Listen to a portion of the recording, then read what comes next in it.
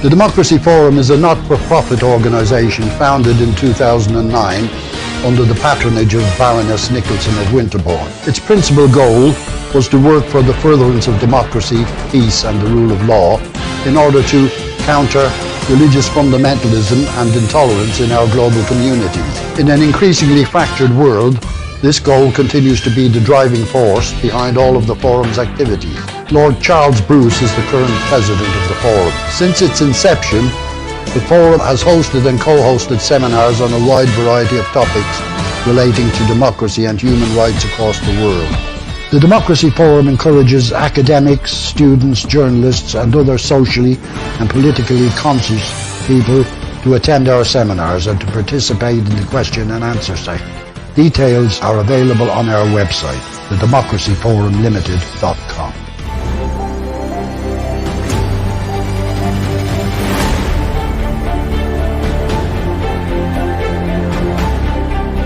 Over the past 15 years, Islamophobia in Western societies with minority Muslim populations has been well documented. But Muslim-majority societies have not been so extensively studied as flashpoints of Islamophobia. Pakistan is one such society. The country's former Prime Minister, Imran Khan, drew attention to the rising tide of Islamophobia in the world, calling for greater respect for religious symbols and practices, and restraints on hate speech and discrimination against Muslims.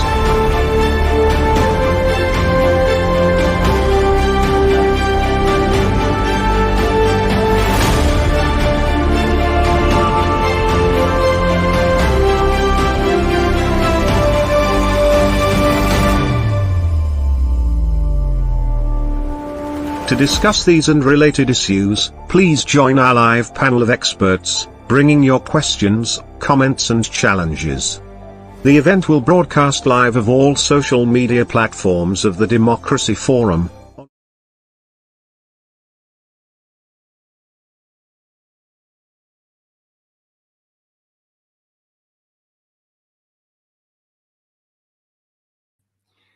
Hello and welcome to this Democracy Forum debate on a complex, sensitive and emotive issue, making sense of Pakistan's Islamophobia syndrome. I'm Humphrey Hawksley, your host, with a panel of experts who will talk us through this cultural, political and too often violent labyrinth, which pits one religion against another and too often sects within Islam against each other too. And so much in recent decades has focused on the changing face of Pakistan, so geostrategically pivotal, yet from the eyes of Washington at least, so unreliable. To debate and discuss, we have Pervez Hoodbhoy, Kunwar, Khuldune, Shahid, Jocelyne, Cesari and Farid Ahmad. Summing up will be Democracy Forum President Barry Gardiner, MP, a veteran politician of world crises who through his constituents has lived on the front line of the war on terror and its consequences. And to lay out the canvas of our discussions, we welcome, as always, the astute words of the Democracy Forum President, Lord Charles Bruce. Lord Bruce, the screen is yours. Good afternoon and welcome to this webinar, which has been convened to consider the contradictory attitudes to Islamophobia, which have come to define the state of Pakistan. Those of you who follow our proceedings will be aware that this is an issue which is regularly addressed by the Forum and by our sister publication, Asian Affairs Magazine. And I'm grateful to the team at TDF for organizing this event and for inviting such an eminent panel of speakers to participate. And I'd like to thank Humphrey Hawksley, as always, for agreeing to chair this session today. In his first speech to the United Nations General Assembly in September 2019, as Prime Minister of Pakistan, Imran Khan claimed that the emergence of radical Islam and Islamophobia is entirely a consequence of Western and liberal ideology, prompted by the publication of the Satanic Verses by the Indian writer Salman Rushdie in 1988, Imran Khan explained that Islamophobia grew in momentum in the aftermath of the attack on the World Trade Center, when Western politicians began to equate radical Islam with terrorism. and where Islamic communities in Europe began to be deliberately marginalized, leading to the radicalization of young Muslim men.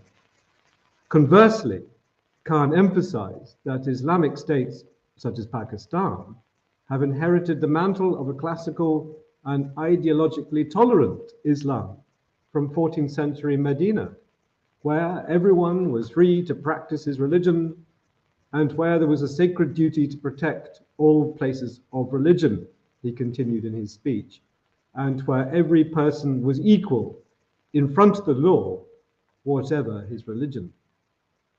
In claiming the sanctity of religious tolerance in Pakistan, Khan was following the line taken by former leaders of his country, starting with the inaugural speech given by Muhammad Jinnah almost 75 years ago to the Constituent Assembly on the 11th of August, 1947. "You are free," Jinnah said. "You are free to go to your temples.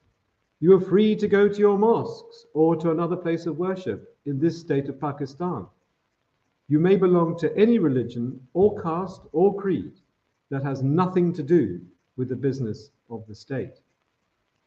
So it's an unfortunate historical fact that however the founding principles of theological tolerance and religious pluralism, which Jinnah had expressed so eloquently, have never been given a chance to take root in Pakistan, and that intolerance has been pursued by the state in a deliberately divisive way, with the intention of undermining the security of sub-state and minority groups.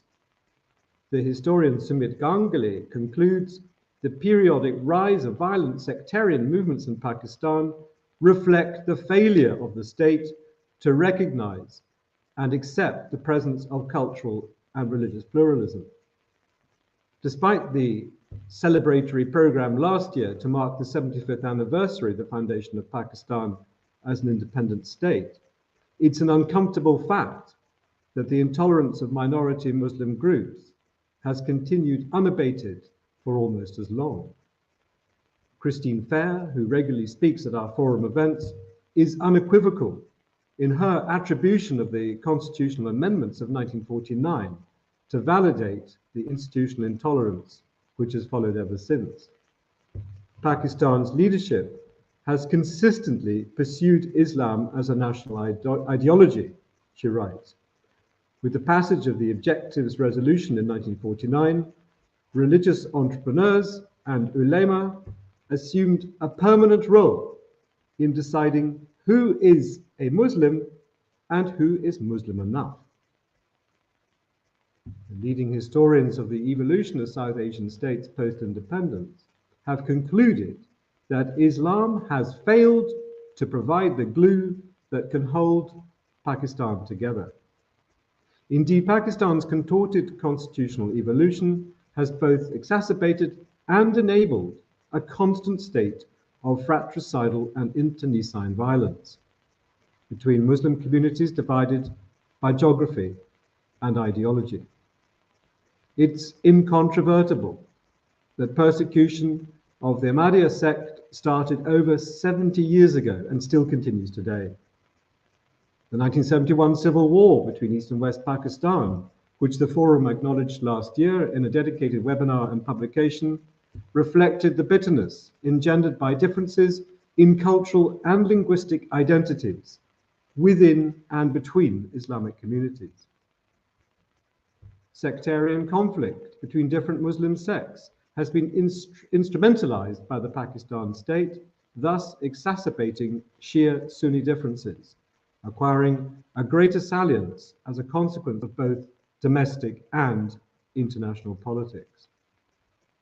The migration of Muhajir Muslims into Sindh following partition in 1947 created resentment among ethnic Sindhis and encouraged a push for provincial autonomy, resulting in the protests of 1968 and in 1977, and contributed to the rise of Islamicist militancy in Karachi by weaponizing the Muttahide Qawmi movement. And furthermore, sub-state nationalism has continued to plague relations between the Pakistan government and its peripheral regions of Balochistan and the northwest frontier province. While the strategic imperative of retaining a territorial interest in Jammu and Kashmir condemns India and Pakistan never to find a solution to this conflict. As a former Prime Minister, Ali Bhutto remarked prophetically, "If a Muslim majority can remain part of India, then the raison d'etre of Pakistan collapses. Pakistan is incomplete without Jammu and Kashmir, both territorially and ideologically." Addressing Arab leaders in Cairo in 1946, Muhammad al-Jinnah told his skeptical audience that it is only when Pakistan is established that Indian and Egyptian Muslims will be really free. But Jinnah had not anticipated the creation of a fundamental dichotomy which lies at the base of Pakistan's statehood, which sustains its political instability, justifies the dominance of its military interests, stifles the growth of its democratic institutions, and which ensures, for the foreseeable future, Pakistan's nationalist enterprise will remain subject to intense sub-state, nationalist, regional, sectarian, and ethnic contestation. There is much for our panelists to discuss today. Please feel free to pass your questions and comments through the chair, and they will be passed on to the panelists. Thank you, Lord Bruce. As you said, much food for thought. An uncomfortable fact that the intolerance of minority Muslim groups has continued unabated for almost as long. Islam has failed to provide the glue that can hold together Pakistan. Yes, please do comment, question, challenge what our panelists say. We have some questions in which I will be posting up on the screen as we go through. When people saw or the audience saw the title and the subject matter we were debating today. Our first panelist is Dr. Pervez Hoodbhoy, a nuclear physicist, a career in academia at the top American and Pakistani universities. He's the author of Islam and Science, Religious Orthodoxy and the Battle for Rationality, and a former member of the UN Secretary General's Advisory Board on Disarmament. Dr. Hoodbhoy will help us define Islamophobia and put Pakistan in perspective with other Muslim countries. Pervez Hoodbhoy, the screen is yours. Thank you. Thank you. I did hear the comments by Lord Bruce about Imran Khan, and certainly I shall come back to them. I will have to, in fact, because out on the streets over here in Islamabad, there is complete silence. Today, there is a massive march to the capital, and Imran Khan has called for a shutdown of the country. Let me begin by separating Islamophobia from Muslim phobia. These are two completely different things. Muslims can be discriminated against, they can be mistreated, they can be killed, but that will not raise resentment to the level as when Islam is itself targeted, because Islam is supposed to be perfect, whereas Muslims who may be the living embodiment of Islam or reflect some of its teachings can be imperfect. And so the level of resentment that one sees when Muslims are targeted is very different from when Prophet Muhammad is targeted, as for example in the Charlie Hebdo case, the caricatures of the Prophet and so forth.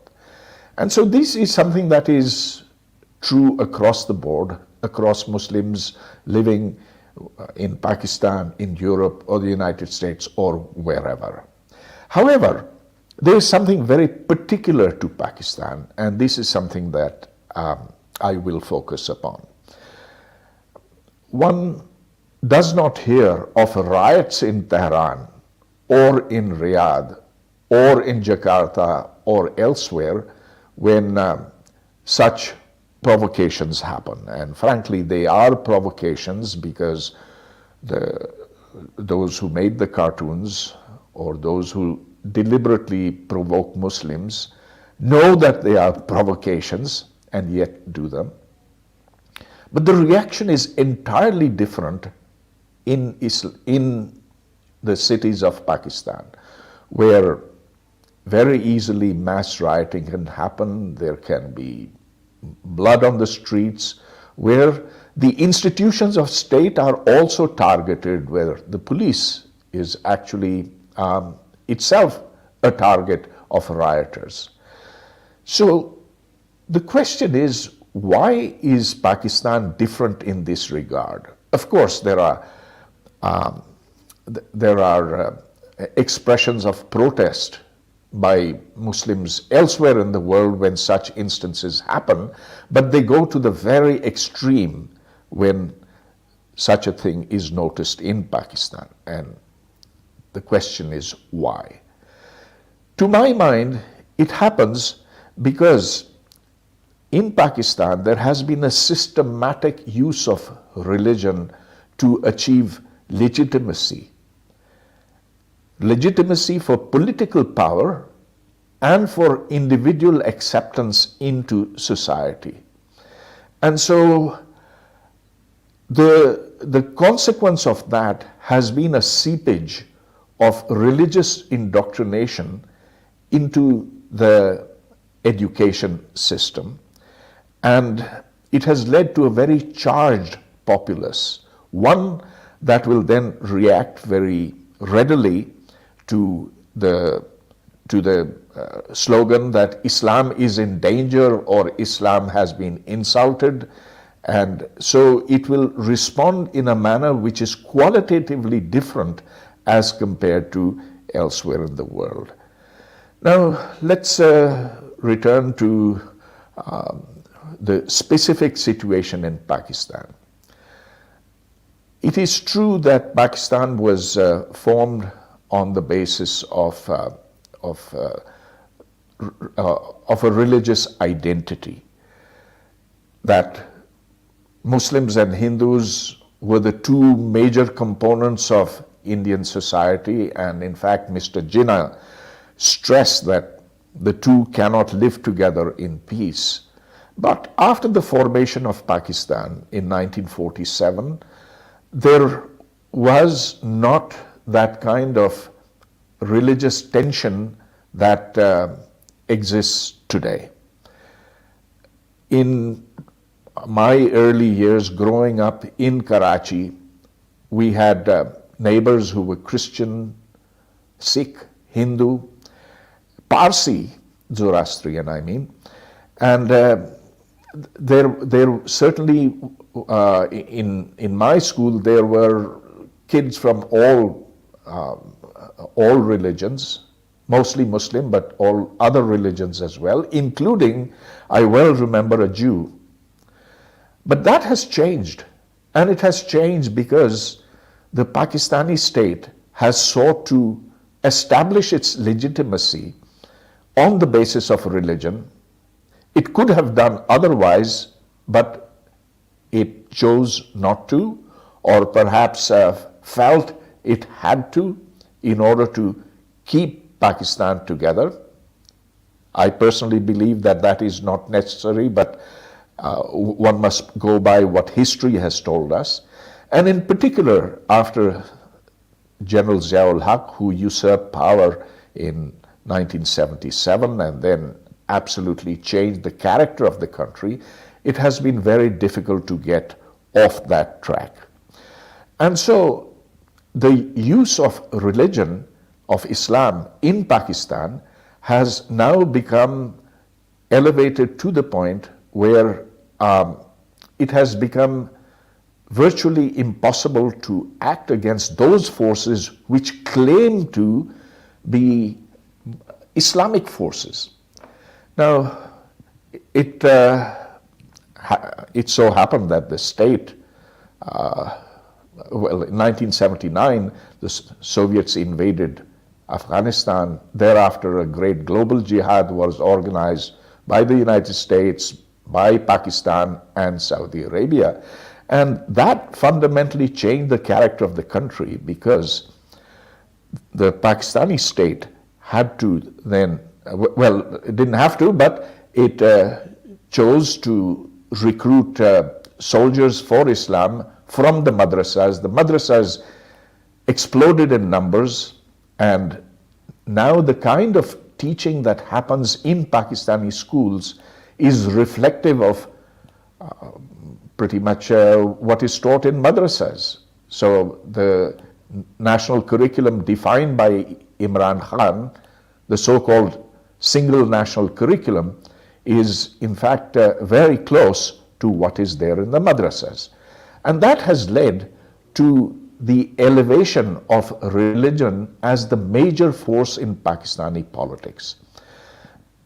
Here I will fault two particular leaders. One is General Ziaul Haq and the other is Imran Khan for increasing the quantum of religious education and of infusing more religion into the body politic.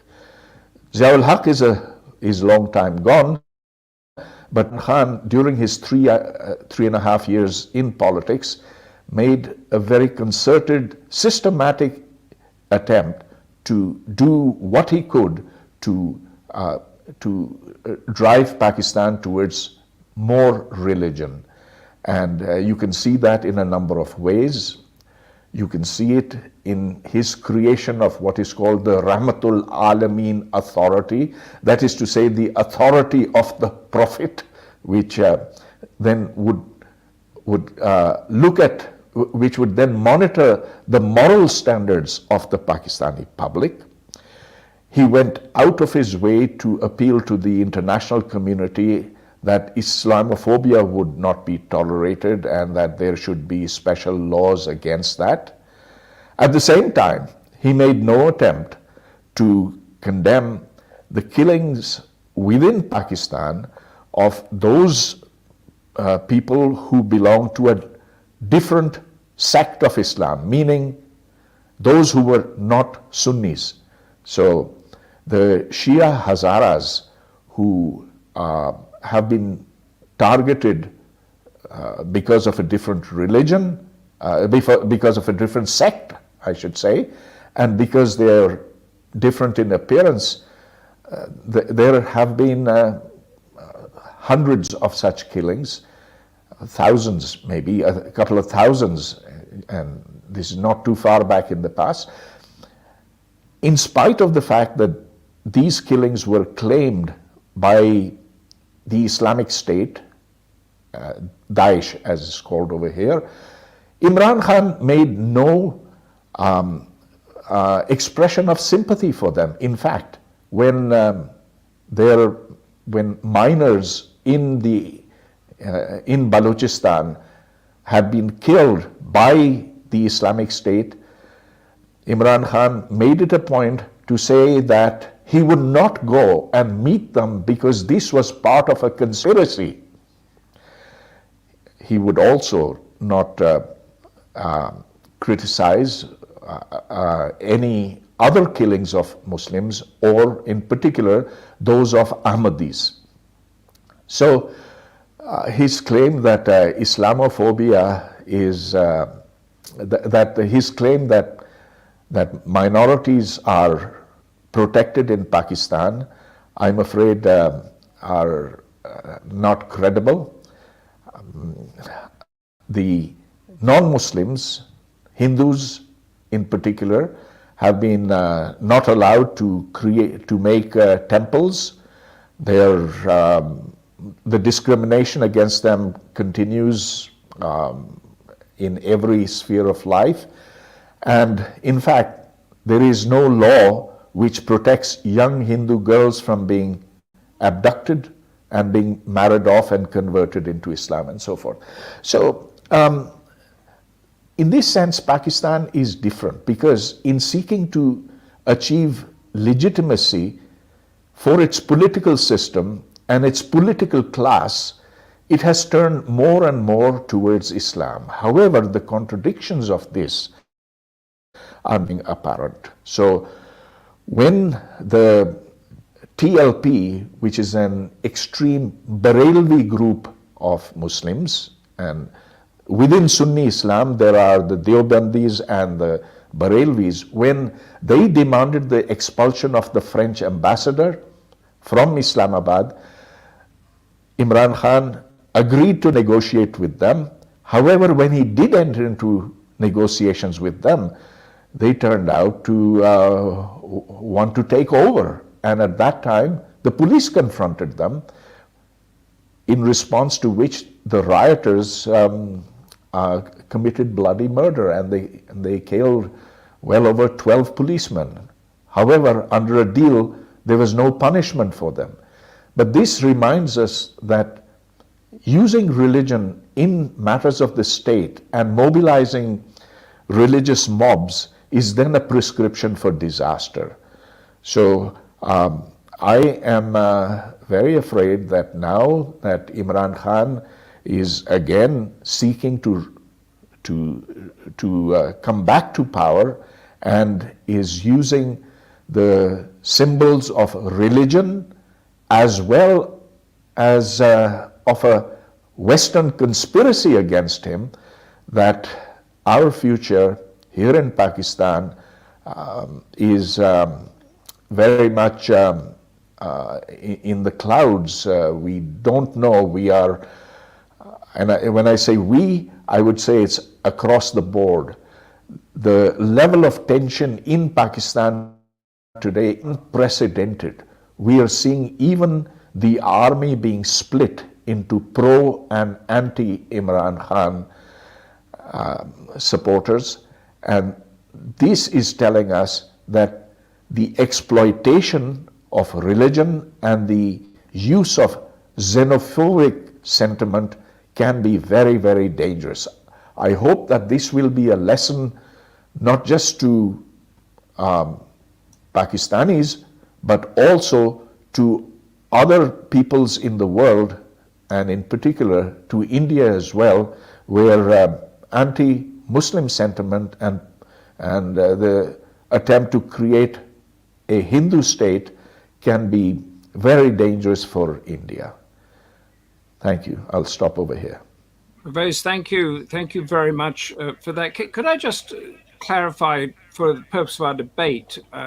So when we talk about Islamophobia, you mentioned Charlie Hebdo and war on terror and that sort of thing. Are we talking about two types? There's other religions against Islam, as we saw in the Charlie Hebdo thing, but then there's the internal friction within Islam itself, the Sunni against Shia, and that you said.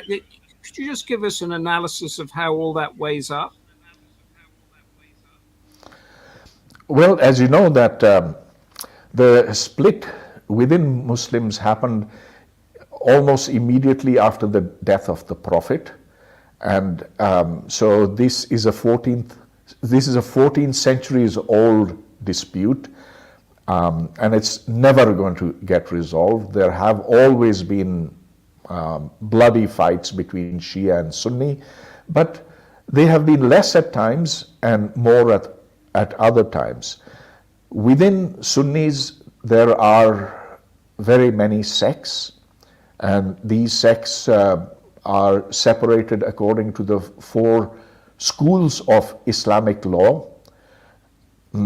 Again, these have not been friendly to each other. These have had bloody fights. But looking at the history of Islam, one sees that these have been more at some times and less at other times. When there have been strong rulers in power, then religious frictions have been lessened, and one sees this in the case of, let's say, Iran today and of Saudi Arabia. You do not hear of religious riots within either of these two countries because they have they're not democracies, but they have governments which are totally in control. In Pakistan, that is not the case. Here, there's a government that is much weaker in a sense, and incapable of controlling the various religious divisions within the society itself. Okay, and so you see, well... Right. So we've got two elements that can all be leveraged or exploited politically. We've got the friction within Islam and the friction between the religions. Can you, before I let you go, give you a question from Nazir Khan here, which is under Imran Khan, China's treatment of the Uyghur Muslims was not condemned by Pakistan, and his government even actively enabled it. Was Khan therefore the problem regarding Islamophobia rather than the solution? Quick answer to that? This reflects his pragmatism. He says, I don't even know what's happening in China. How can I? It's so far away from us. And so he absolutely and totally ignored it because it would be very inconvenient to assume that Muslims there were being persecuted. Okay, thank you very much. And stay with us. We're moving on to our next panelist, who is in Lahore. And the internet is slightly up and down, so we may lose him, but let's give it a go. Kunwar Khuldune Shahid is a Pakistan-based correspondent for the Diplomat, an excellent magazine, incidentally, that specializes in Asia.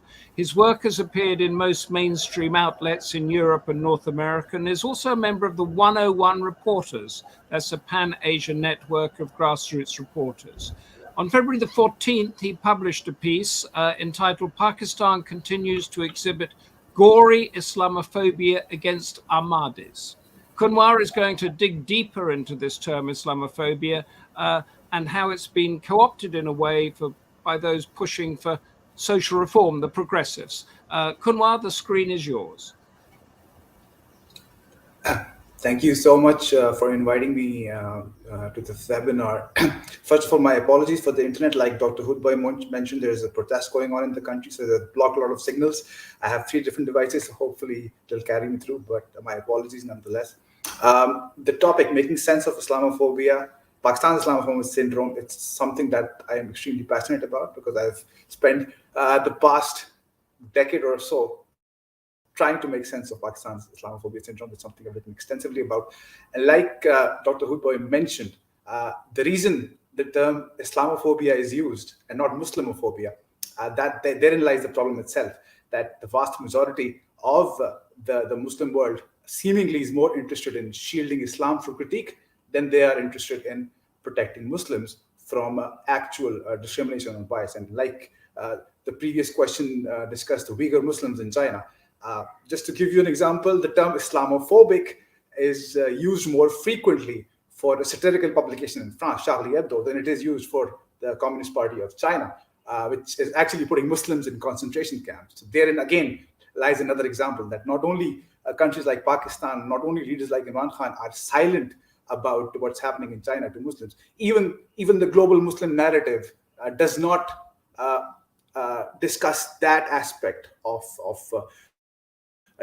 discrimination against Muslims, and it is mostly targeting other parts of the world, and it is somehow co-opted to shield Islam from critique. And I think there are 2 different branches of the Islamophobia narrative that I personally would like to discuss. First is the liberal progressive narrative, which basically argues, which is something we've been discussing, that there's a bias against the Muslims in the West, there is discrimination against Muslims, and that needs to be addressed. I think that's something we can all get behind. Bias against any religious community or any community, anyone with any identity, whether that's religious, sexual, gender, bias against them, discrimination against them should be challenged. I think we can all get behind that. But the other branch of the Islamophobia narrative is the Islamist branch, which peddles a perpetual victimization of Muslims as a whole as well, but more specifically against Islam. The idea that Islam is being targeted around the world, the idea that Islam is in danger, that is the idea that led to the creation of Pakistan. So Islam is in danger, is still under discussion in countries like Pakistan, with the population that over 97% of Muslims of the population in Pakistan, they're Muslims, and yet Islam somehow still is perpetually in danger in Pakistan. Now, why is that? The primary reason is the need for Pakistan to have an Islamist policy. Like it was already discussed in the introduction, the creation of the national identity, you need Islam for that, given how multi-ethnic, multicultural this realm was, and given how nationhood followed the creation of the nation itself, because the nation was there, but there was no concept of a nation. So a lot of fabrication, a lot of artificial ideologies and artificial history had to be peddled to create a Pakistani identity. But you cannot talk about the Islamist reality in Pakistan, and you cannot talk about Islamophobia in Pakistan without addressing the reality in Pakistan. The reality in Pakistan is that you have a blasphemy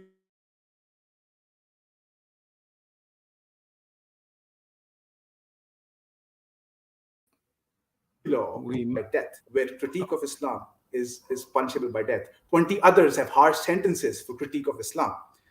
Now, one would like to argue that Islamophobia, a term that signifies an irrational fear of Islam, I would like to argue that in these countries, including Pakistan, where I am right now, it is perfectly rational to fear Islam.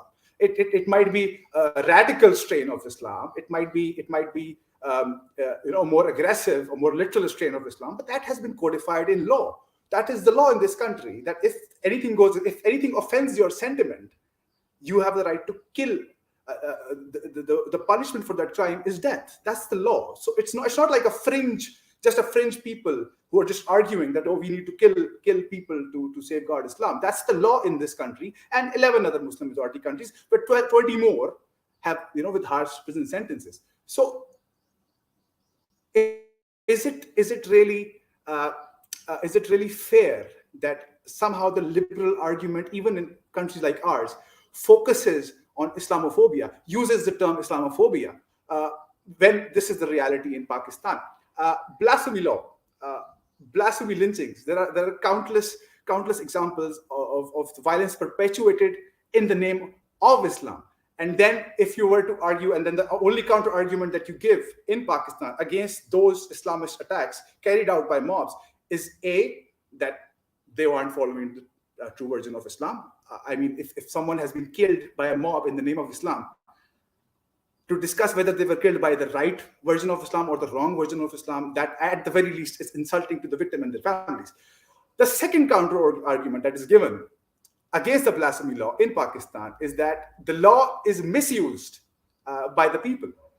Now, that is an argument, and by the way, this is like a handful of people who even go as far as saying that the blasphemy law itself is being misused, because even criticizing the blasphemy law has led to people being killed, like Salman Taseer, who was the governor of Punjab, who was killed by his own bodyguard, Mumtaz Qadri, in 2011, which led to the creation of TLP, which Dr. Hoodbhoy mentioned, the radical group. So these are the realities in Pakistan. Similarly, you mentioned the article of how the one I wrote in February on Pakistan's own Islamophobia.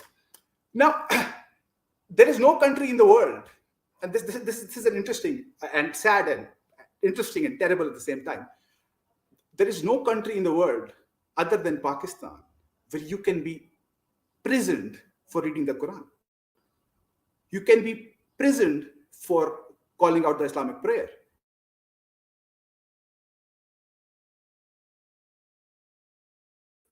And we seem to... For following any Islamic ritual if you happen to be an Ahmadi Muslim in Pakistan. So there is no country in the world that does anything remotely close to Muslims that Pakistan does to Ahmadi Muslims. Okay, maybe you can argue again China with the concentration camps, but it's a close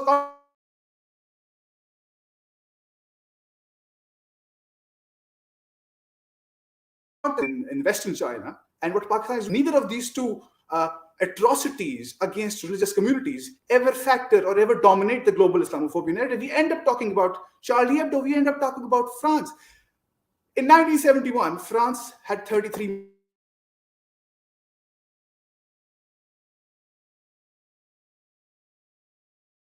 mosques. There were over 420 temples in Pakistan. Now there are only 20. Not a single temple has been built in the history of Pakistan. Not a single Hindu temple has been built in Pakistan in the history of this country, in the past 75 years. How can this country have any authority, any say over any kind of religious discrimination anywhere in the world? We talk about what's happening in India. There is a clear anti-Muslim sentiment in India. No question, no doubt about that. The Hindutva surge in India is there, absolutely. And yet, as we speak, there is still a mosque being built somewhere in India, multiple even.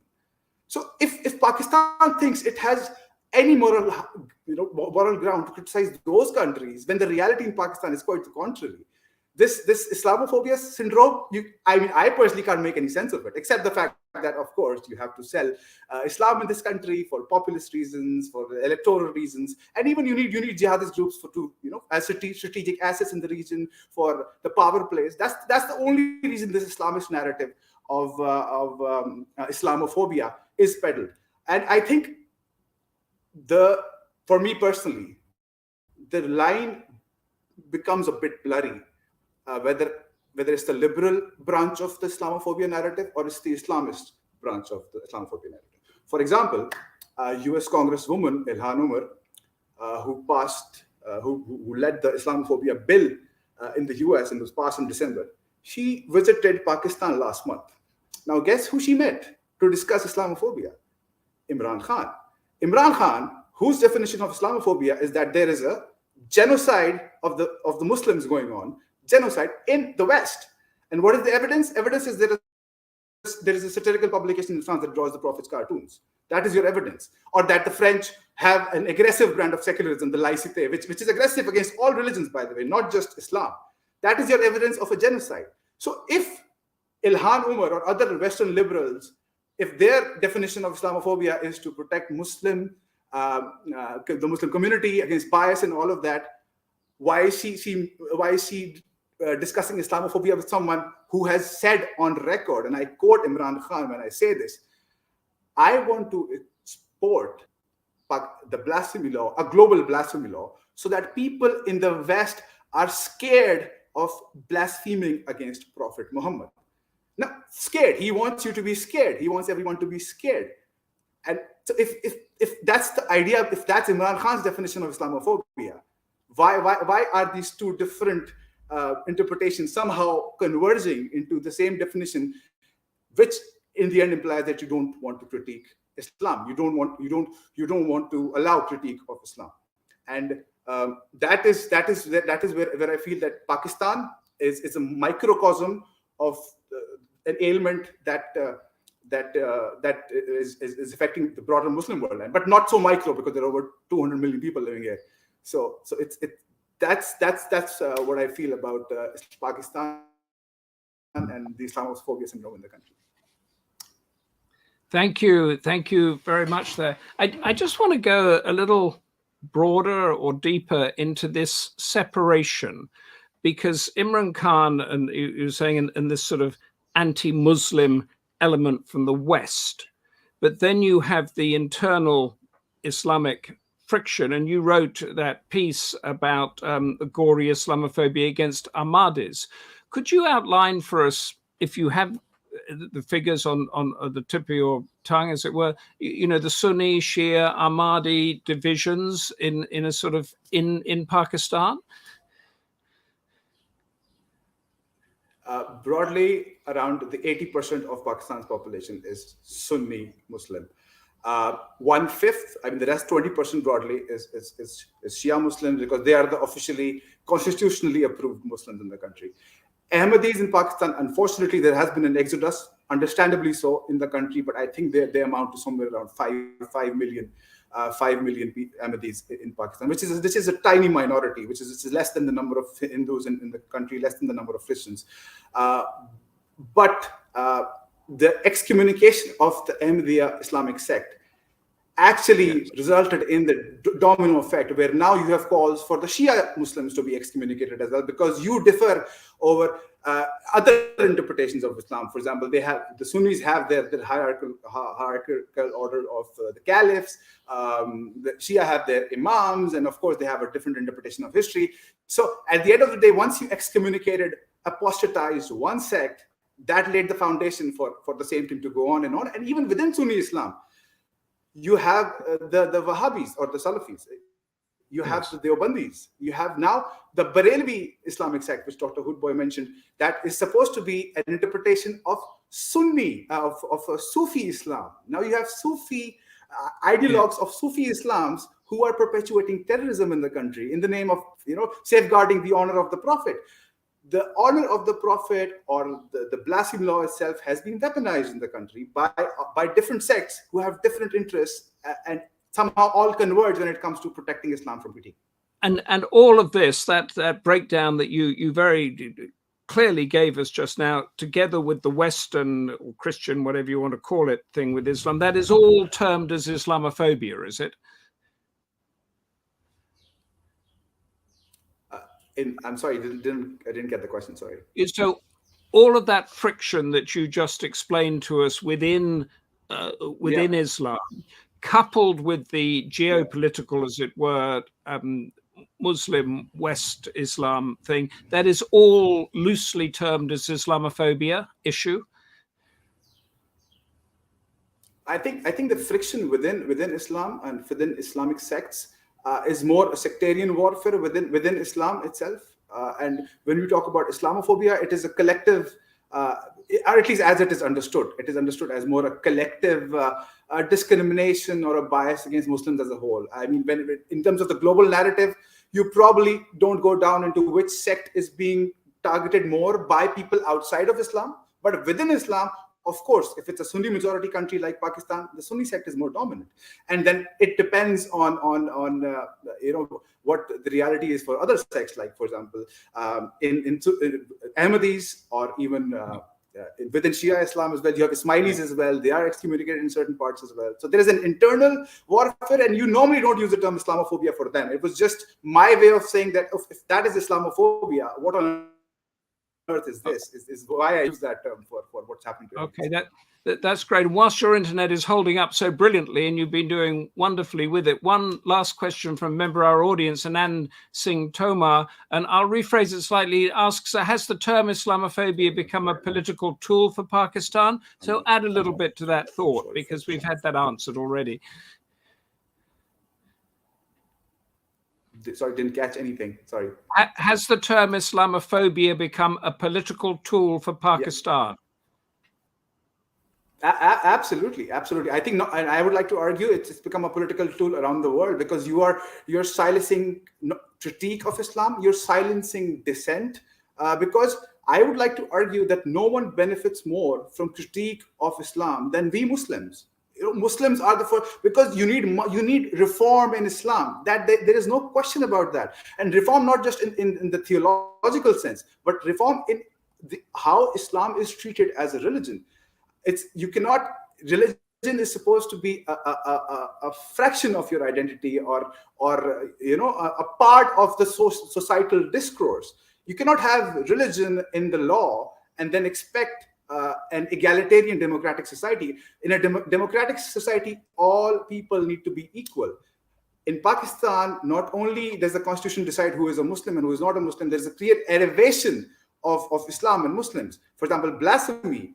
If death for blasphemy against Islam is death. That's not the punishment for blasphemy against Hinduism. And blasphemy against Hinduism is prevalent across the curricula, across the national discourse, and that's how it is. So it has been weaponized as a political tool, definitely in Pakistan, but in other parts of the world as well.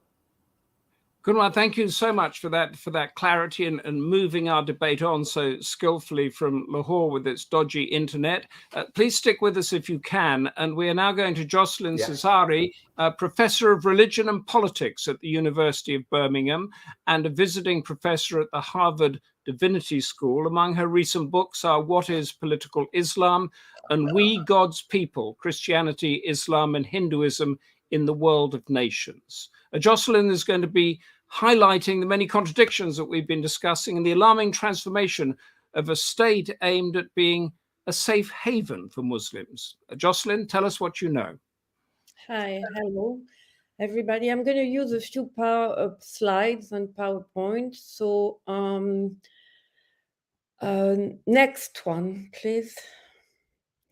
So I'm not going to insist on that quotation because Lord Bruce already mentioned it, but I want to emphasize the dramatic and painful transformation of the whole Indian subcontinent that under the Mughal, which was actually a Muslim minority ruling the Indian subcontinent, this was the most interesting and rich example of inclusiveness and tolerance among religions, all of them, not only different sects of Islam, but also Hindus. and Sikhs and Christians and Baha'is. So that this diversity has gone, and we can see the temptation of an Hindu nation in the modern state of India.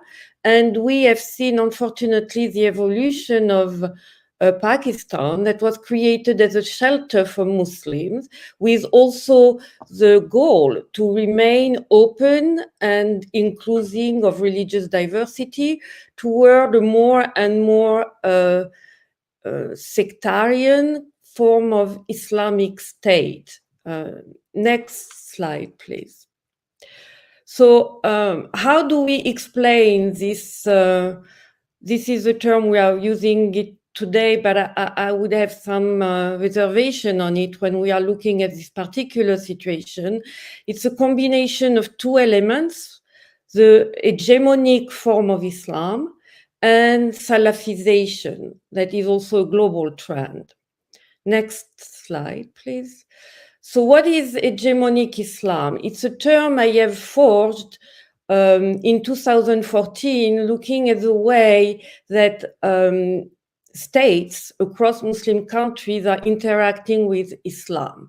And I want to make it clear here that this hegemonic form of Islam is a shared feature across all Muslim countries that share either one or two or even three of the features I'm listing here, except the exception to this hegemonic Islam are Lebanon, which has been built as a sectarian democracy with all the challenges that goes with it, Senegal, and Indonesia. Otherwise, all across the Muslim world, you will find one or two or three of these elements. In the case of Pakistan, unfortunately, the three are present. Next slide, please. So what is nationalization of institution and clerics? It means that as early as the 60s, the state brought religious endowment and shrines under the control of the Awqaf, the religious endowment department, and the Advisory Council for Islamic Ideology. And again, this is an unprecedented situation, unlike what people think in Muslim empires and pre-nation state. The clerics, the endowments, the Islamic institution were independent from the political power. They had their own financial means, they had their own internal process of recruitment and selection of religious authority, and their own way of providing religious guidance. This is gone, and I'm going to say it clearly. This is gone not only in Pakistan, everywhere, even in the so-called secular Turkey. So that's something to take into account. The second element that is also very common is that most religious authorities were incorporated into the bureaucracy of the state and became employees, civil servants. So it doesn't give you a lot of room for critical thinking or even taking into account what was to be the common good. The good of the community has become, maslaha has become the good of the state, of the public interest, which is also a big shift for the pre-national form of Islam. And finally, the state controls the content of the khutbah, the Friday sermons in the mosque. And again, this is something that happened everywhere. And so already there, even before the al-Haq, you have the element that will build Islam and a certain brand of Islam, which is the dominant denomination associated with the elite that build the country, that would create not only a state policy, this is actually secondary, it's a mentality, it's an approach to Islam that has changed the way that Muslims as citizens interact with their tradition. And this is very serious. And again, I'm not saying that Pakistan is unique in this regard, but what is unique is the other aspect. Next slide, please. Which is the Islamization of law that went very far in Pakistan, more than it went in any of the other Muslim countries that I have studied, except Iran, Saudi Arabia, and the Taliban when they were, or maybe even now, when they are in charge of government. All other Muslim countries have introduced Islamic prescription in family law. In other words, it's very rare, except Lebanon now, to find Muslim countries that have a civil secular law. Marriage, divorce, custody of children everywhere is shaped by Islamic prescription. That's what everybody calls Sharia law, although it's a very reduced and politicized form of Sharia that has been included in the legal system of most Muslim countries. What Pakistan did is, as soon as 1973, so even before the Al-Haq, to include specific legislation and constitutional amendment to single out and illegitimize, even in some ways make illegal some forms of Muslim, and that, for example, defining Ahmadis as non-Muslim. So I'm not going to read the whole article or clause, you have it here, but that's something that has not happened at this level in other Muslim countries, although, of course, religious minorities at large are also discriminated everywhere in this process of homogenization and creating a certain brand of Islam, which is usually the dominant in the demographic of the country, but not automatically, and making it the public culture. It's more than policies. It's the way that people are educated about their own country, and to be a national is to be a Muslim of a certain brand. So it means it illegalizes or illegitimizes a lot of other trends, not only of non-Muslims, but also of Muslims. Next slide, please. So to continue on this Islamization of law, with the introduction of martial law under the Al-Haq, as it was mentioned, the Islamization went even a step further. There was the 1979 Hudud ordinances, which means that some aspect of the criminal law in Pakistan, although there have been attempts of reform, but some aspects of penal law or criminal law are based on Islam. And it means that, for example, zina, fornication, is not only a sin, but it's a crime that is punished by law. So you have lots of women who are imprisoned and in jail. This is a huge problem that on the not always the conviction, but just simply the assumption of fornication or adultery. Again, this is not the case in most of Muslim majority countries, but it's the case in a country like Saudi Arabia, for example, or under the Taliban. So that's something that went one step further. We mentioned the blasphemy law of 1982, and even more, one step further was the laws of 1984 that reiterated the discriminatory nature of the 74 law prohibiting Ahmadis from referring themselves as Muslim, but also criminalize their religious practice. Next slide, please. So before I move on to the globalization of Salafism, we have here the building of a national culture, of a political culture that put Islam, a certain brand of Islam defined and molded by the state institution, central to the way that people identify themselves. And I didn't mention here also the national narrative and the education that creates the national history. You know, how do we say we as Pakistani? Again, this particular limited approach to Islam is central to the national narrative. So the second aspect also is the globalization of Salafism, which is here in this particular case, the Wahhabi interpretation of Islam. And what has been worrisome more than in any other Muslim countries is the failure of the public education system. The literacy rate is estimated even now around 40, and it's a higher estimate. And it means that it has given room to multiple madrasas that have been funded by Saudis. And this is the soft power of Saudi Arabia. This is something we are not emphasizing enough, especially in the West.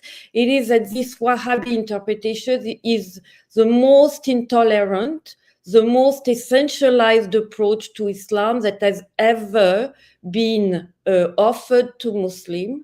And it is not a traditional one. Actually, it's a modern one, but the Saudis present it as a traditional, authentic way of being Muslim. And that's the problem, because when you do not have strong traditional teaching and transmission of Islam, the people are very vulnerable to this particular offering that is in itself problematic, because it has created the condition for the rise everywhere of what I call public morality. It is not enough in the Wahhabi way, and now I would say in the adapted Pakistani way, to act outside your home, and sometimes the police is also in your home, as a free person. You have to follow a certain number of codes, of behaviors, and if you don't follow them, it's not just God is going to punish you, it's that the state is going to punish you, it's that your neighbor has the right and sometimes a duty to punish you. That's what some have called, unfortunately, the Talibanization of Pakistani society. So we have moved very far away from the shelter of Muslim as a place of safety for Muslim, to a place where there is continuous tension about the right way of being a Muslim, and continuous tension between different interpretation of being the right Muslim. And that's this particular national culture that I want to emphasize, because it is not also the state. The people have also evolved according to education, urbanization, but also education. When in a country you have less than 40% of the people literate, and when you have delegated the education of your citizen to Saudi-funded madrasas, the intolerance is there. And that's something we have also to address. And so I'm going to conclude on that by saying that if you combine these two, you may better understand the tragedy of the current Islamic culture in Pakistan, and also the fact that all statistics, and I have showed that in any forms of hegemonic Islam, and you could say this with hegemonic Buddhism in some Buddhist countries that are far from being tolerant either, you have the highest probability of discrimination and loss of civil liberties for all citizens, but particularly minorities and women. And I'm going to stop here. Thank you. That was absolutely fascinating. Just to recap, if I'm correct, is that this path that Pakistan has been on and is at now began practically after the partition, under Jinnah, under Bhutto, but way before Zia. That's correct, is it? Yes, that is correct. Yes. So the Pakistani elite, the politicians, were moving Pakistan in that direction. Yes. I mean, what we tend to forget is that nation and state are not synonymous. We live in the West with the understanding that nation and state, people get together, they like to be together, and they, form institutions that go with that.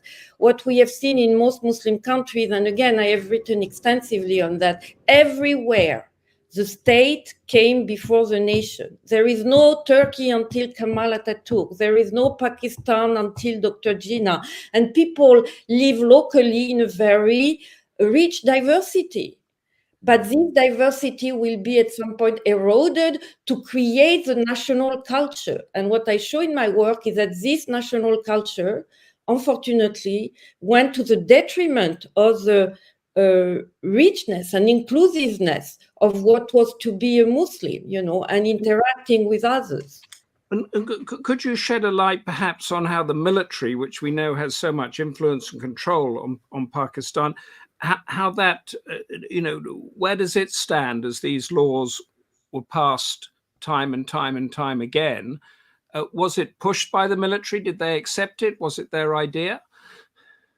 They went with it. I mean, since the beginning, the Pakistani elite, which was the Gujarati elite, knew that they could not do without Islam, because that was the major ferment of identification and emotional belonging for most of people. And this is true everywhere. This is not specific to Pakistan. So the idea was to build a national culture that make room for Islam.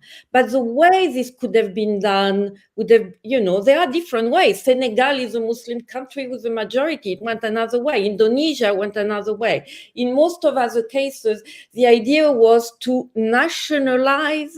And I don't think it's only the military. It was the vision of the elite with the idea, which was very Western, that on the long run, you know, religion is going to become more and more privatized or even disappear. These were people educated in the West. It was true in Tunisia with Bourguiba, with Mustafa Kemal Atatürk, and with not only Dr. Jinnah, but the elite around it. And then the you know, the sort of banning, as it were, or the redefining of a strain of Islam, the Ahmadis. When that happened, was there any objection from anywhere else in the world apart from the Ahmadis themselves? I don't think so. I have not heard of any protest because this is a prerogative of building the nation state. A nation is a modern political community where people have self-determination. It's very rare, although we are living in a world today where we poke more into the domestic politics of country, but still you can see this prerogative. You know, who prevented Putin to invade Ukraine? This is what makes a nation, this self-determination and sovereignty. So, and also if you do not present it, I mean, most of these leaders, not only Pakistani, it's true in Tunisia, it's true in Egypt, they present themselves as liberal. The term liberal in these countries doesn't mean the same thing when we use it in the West. And it's also part of the continuous misunderstanding. I lived a long time in Algeria. I have never seen that as the most perfect political or PR approach, telling to the West exactly, especially to the French, what they want to hear. And you don't go under the surface. Can I put a question from one of our audience to you, which is up on the screen from Ajay Pratap Singh Rathore? Can, or perhaps we should say, how can the institutionalization of sect-based discrimination be brought to an end in Pakistan? That's the $100, I mean, more than that question, because as I said, at this stage, it has also, it serves it has been said also by the other speakers, it serves political goal. I mean, it is with the current today to associate being a Pakistani with being a certain kind of Sunni Muslim, but more than that, more observant and conservative and strict than it was before. And so I don't think there is any political incentive from a domestic point of view today. So it's going.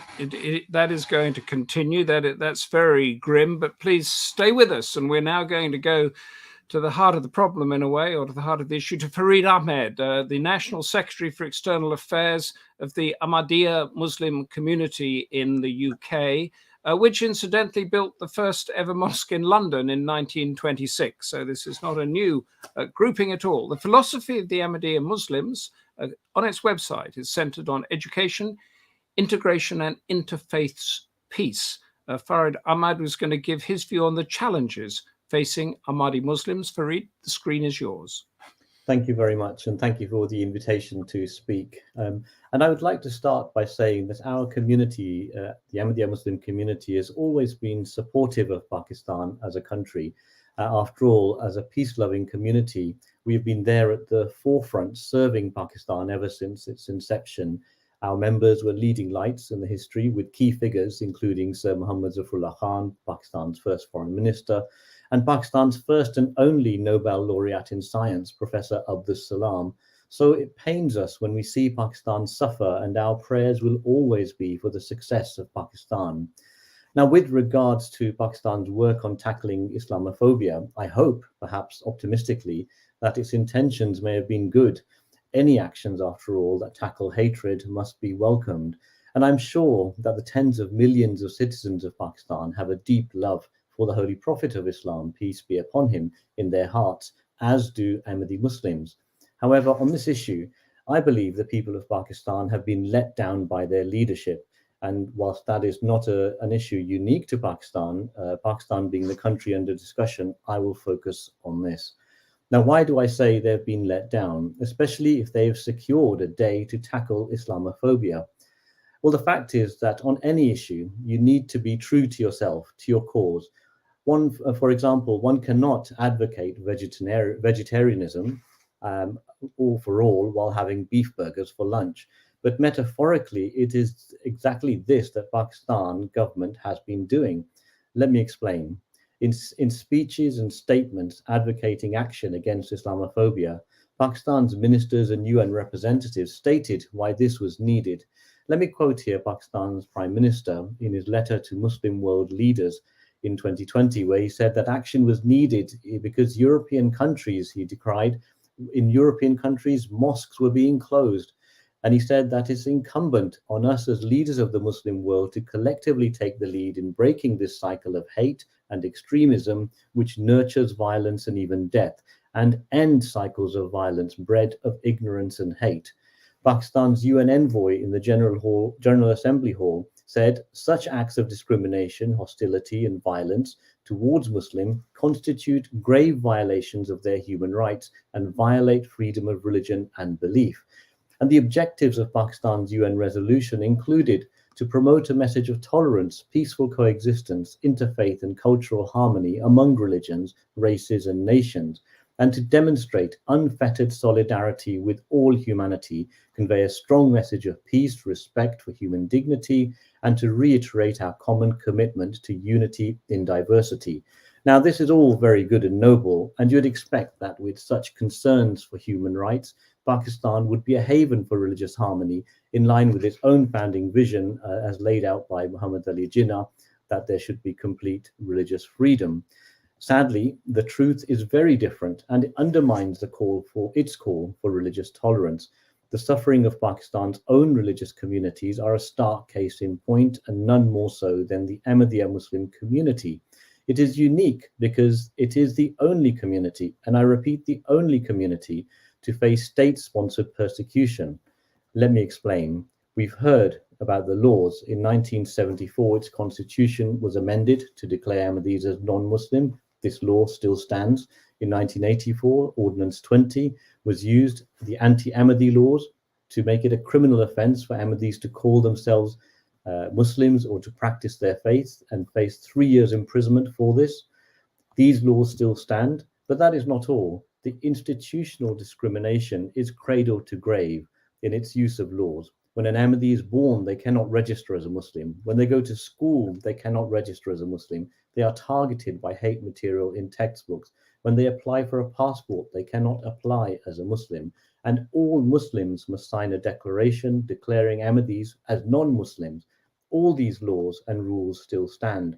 I ask you, is the government's care for religious sentiments not relevant for Ahmadi Muslims too? But sadly, the situation has worsened over recent years. For example, there's increasing judicial bias. In 2018, the Islamabad High Court, in a judgment, called for Ahmadis to be targeted and identifiable through names, their clothes, and to be identified when applying for roles in the civil service and the armed forces. And last month, bails were denied by the Supreme Court for Ahmadis in prison on grounds of faith, on the grounds that the court did not want to consider the merits of the case. What sort of court does not review evidence?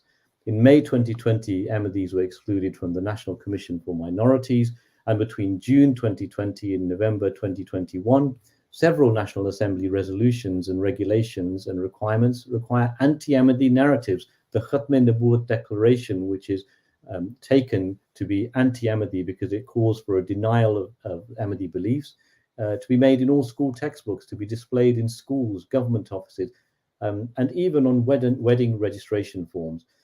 And rather than focusing on breaking barriers of ignorance and promoting education, book bans have been introduced against the Ahmadi Muslims. The Punjab Act in 2011 prohibits us from publishing the Holy Quran. And in Punjab, all Ahmadi periodicals and books of the founder are banned. At the same time, look what happens against the community. Material that's published calling for hate and violence is published freely with no action taken by the state. So where is the care for religious sentiments here? The state and authorities are operating in tandem with the police destroying Ahmadi mosques because they look like mosques, and authorities desecrating Ahmadi graves, even if the name of the deceased happens to be an Islamic name. 139 graves have been desecrated since 2021. Ahmadis clearly cannot even find peace after death. And we've seen these laws widen in scope. More recently, the cyber laws in November 2020, the Prevention of Electronic Crimes Act 2016, PECA, calls upon the Pakistan Telecommunications Authority, rather than a court, to decide if online material is blasphemous and to order its removal. And the first use of these laws was against Ahmadis, and Ahmadis have been charged and arrested for sharing material online, material like the Holy Quran. The impact of these laws, as you can imagine, is very real. 11 Ahmadis have been killed in the past 18 months. And just in the past week, the horrific murder of 32-year-old Abdul Salam, who was stabbed to death in front of his two young children, aged 2 and 6. For what crime? For being an Ahmadi Muslim. They are prisoners of conscience, languishing in jails. 103 Ahmadi mosques and have had their kalima, the fundamental creed of the Islamic faith, removed. Mosques have been attacked, sealed, and forcibly occupied. But it's not just religious rights, even basic civic rights have been denied. Ahmadis are the only community in Pakistan that are denied the right to vote. To vote, an Ahmadi must either declare himself to be a non-Muslim or to declare his founder an imposter. We have elections coming up in the next year or so. Will this change? We will find out. What these laws testify to is the fact that this is not about mob violence or discrimination by non-state actors. There's plenty of that. But it's about the actions of the state and the legislature, and the persecution is, in every sense, institutionalized. But what this shows is that there's a double standard at play. How can Pakistan's leaders call for an end to Islamophobia and the need for religious harmony when they are completely failing to tackle such issues at home? And the hollow nature of its work to secure the UN resolution was laid plain when the Prime Minister at a rally said that this was the greatest victory since the time Ahmadis, or Qadianis, a derogatory term, were declared non-Muslim. So there we have it. And when Pakistan talks about wanting to follow Islam, it fails to uphold Islam. Islam teaches is poles apart from what is practiced in Pakistan. Islam is very clear. It is the solution. It is the glue that can bring societies together in peace. It states in chapter 2, verse 257, there should be no compulsion in religion. And we've heard about the Charter of Medina that gave complete freedom of religion. These are the principles to which Ahmadi Muslims adhere. And let me quote here our leader, His Holiness Hazrat Mirza Masroor Ahmad, who said, "It is never permissible in any circumstances to force another person to accept Islam, or indeed any religion. All people are free to believe or not to believe." And so when the Holy Prophet, peace and blessings of Allah be upon him, was permitted only to convey the message of Islam and nothing further, how then can the so-called Muslim leaders of today go beyond this and think they have more power and authority or rights than the Prophet of Islam? If only Pakistan followed such wise guidance. So in summary, let me remind that in Pakistan, Ahmadis cannot call their places of worship a mosque, they cannot make the call to prayer, they cannot call themselves Muslims, they cannot publish the Quran, our mosques are desecrated, our minarets are torn down by the authorities. We face a barrage of extremism in person and online. And when Ahmadis are murdered in mosques or anywhere, no sympathy or solidarity is shown by the government. Why I have emphasized this is because it is very pertinent to the UN Day on Islamophobia that Pakistan lobbied for. Pakistan used the day of 15th March, on which the horrific massacre occurred of 50 Muslims killed in Christchurch, New Zealand, and it used that day to be the day of action on Islamophobia. This could not be more ironic. Let me state how New Zealand responded to that tragedy. New Zealanders gathered together at mosques in a show of solidarity. The Prime Minister visited the victims and the mosques and made clear her complete rejection of such violence. The Prime Minister allowed the mosque to broadcast a public call to prayer. The Prime Minister wore the hijab as a show of solidarity. She vowed to take action on the perpetrators, vowed to tackle online hatred and extremism, and even awarded honors to the 10 people who saved others, who gave their life saving others during the attacks. So I put it to you that it is New Zealand rather than Pakistan that has shown that this is how you tackle religious hatred. This is how you build cohesion. This is how you lead the world. This is the true means of achieving social peace, and in essence, the best means to tackle Islamophobia. You do not do this by denying the rights, but by upholding rights and religious freedom. You do it by building credibility for your cause so others can take you seriously. You lead by example. So I close by stressing that we Ahmadi Muslims want to build peace. We want Pakistan to succeed. And it is our hope that Pakistan turns a corner to serve its citizens, all of them, equally, so that there is not just an end to anti-Muslim or anti-Islam hatred, but there is a respect for all faiths, for all people as one humanity. Thank you. Fareed, thank you very much for that very moving and compelling testament and address, really. What is the population of the Ahmadi community in Pakistan? It's a good question, because in Pakistan, you cannot carry out a census of how many Ahmadis there are. If you go around knocking door to door, you'll find that there'll be trouble. So our estimates are that there's probably less than 1 million now that we know about and can vouch for. But that estimate could vary because, we've had 50 years of persecution where to call yourself a Muslim has meant imprisonment. Yeah, and to say at partition, it would have been a much higher percentage of the population? Absolutely. It would have been much more at that stage, as the community was there. It was founded in India and was established in the subcontinent. But why? What is not the justification, but what would be the political or security or whatever reason for doing what is being done? Sorry, Humphrey, you cut out. So could you repeat the question? Oh, I said you're probably the wrong person to ask. But what is the reason, the justification, for the Pakistan state over these many decades carrying out this policy? I believe it's a politicization of religion, and the politics of it is to seize power. What is fascinating is that when this movement first turned violent, one of the calls by the leaders at that time was that Sir Zafrullah Khan, Pakistan's first foreign minister, should be removed from post. So they saw him as a barrier to their political progress. That's the conclusion you draw. And if you look at the history of Pakistan thereon, as the extremists gained the upper hand, the country went from bad to worse in upholding freedom of religion and the equality of citizens. So it's a means to power for them, and unfortunately that goes completely against the founding vision of Muhammad Ali Jinnah, which said that there should be separation of religion and state. So that was that sort of merging that we see now in Pakistan. And what has been the react, say, from institutions like the Commonwealth and that to this? Has there been any specific condemnation of it? There have been many condemnations from the United Nations, from the European Union and other governments around the world and other institutions. But, condemnations are one thing. Pakistan can choose to ignore such condemnations, as it has done for many years. There's been no real accountability of its record to date.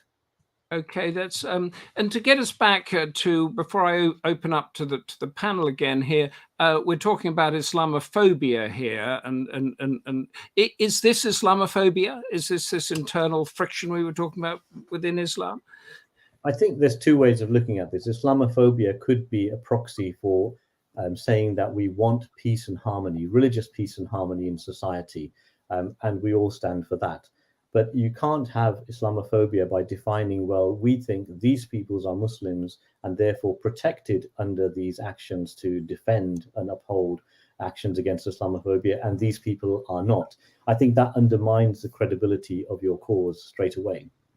Yes, yeah, and absolutely, and we've got a couple of questions from the audience here, so I'll put the first one to you, and then open these themes up to the panel. In fact, I'll put both of the questions out, and if you could address them first, and then we'll go around. Dr. Asif Shah, decent individual Pakistanis will be the answer to religious tolerance in Pakistan. Decent individual Pakistanis, if so, how would that happen? And then Nazlim Alam says, would the panel agree that the best way to counter so-called Islamophobia would be the first to condemn terror conducted in the name of Islam? Fareed, your thoughts? Of course. I think the solution has got to be the teaching of basic humanitarian principles, that people are equal, that people have freedom, they have human rights. We do not need to debate the religious theologies between one group and another to have harmony in society. So I think in Pakistan, if the schools and the institutions teach that to children, you will then bring up a generation that has a greater respect for each other, as human beings, and a sense of natural justice that should flow throughout society. And in terms of the second question, which I've forgotten as I answered the first, if you could kindly remind me. So the second question is similar, but it is slightly different. Is that would the panel agree that the best way to counter so-called Islamophobia would be first to condemn terror conducted in the name of Islam? I think you should condemn terror conducted full stop, whether it's in the name of Islam, whether it's in the name of any religion or any cause. Islam itself condemns terrorism, and so there is no justification for terrorism. And that's the principle which forms the basis for peace. Okay. Pervez, can we come back to you now and put those 2 points to you? First one, decent individual Pakistanis, how can they be the answer to religious tolerance? And then the condemnation of terror, because of course Pakistan was very much involved in the Taliban and of course over into Kashmir and other things as well. What are your thoughts on those two questions? Well, absolutely. We need a lot more decent people among Muslims, but also among all peoples of this world. It's only through exercising individual conscience and then putting support behind secular humanistic movements that one can hope to change the direction of humanity. I am hopeful that that will happen, because if you look at what Europe was 300 years ago, well, we're not quite as bad as that. And since Europe managed to get out of it, hopefully we can as well. But it will need political mobilization, and it will need a lot of shoulders behind this. As far as terrorism goes? Sorry, just okay. In that respect, though, from what we've heard, particularly from Fareed and Jocelyne, so Pakistan has been going backwards over many decades with nothing stopping to pull it the other direction again. There has been enormous regression. But let me say that 4 years ago, things were not quite as bad as they were now. When we had Nawaz Sharif there, he did not fan the flames of Islamophobia as Imran Khan does at the moment. In fact, he had called Ahmadis as his brothers. And so, although he was unable to change the direction of things, that was at least an admission that Pakistan needs to treat its minorities better. So there are currents within the Pakistani political establishment I would say that the People's Party, for all its other deficiencies, is also not committed to making Pakistan into a religious state as Imran Khan is. And when you say unable to change, why was he unable to change it? Because over time there has been such a big base of people who subscribe to the religious way of thinking that to tell them that this has to be changed cannot be done overnight. What has to be done is is not to advertise, but to work in ways that will reduce the role of religion in matters of the state, and in particular in education. And also in terms of the use of religious symbolisms in let's say festivals, national holidays, and so forth. And that's now not coming to terrorism. Sorry, the terrorism now. Yes, please. Yep. Yeah, you were asking about terrorism, or rather the question was, and I'd say yes, absolutely.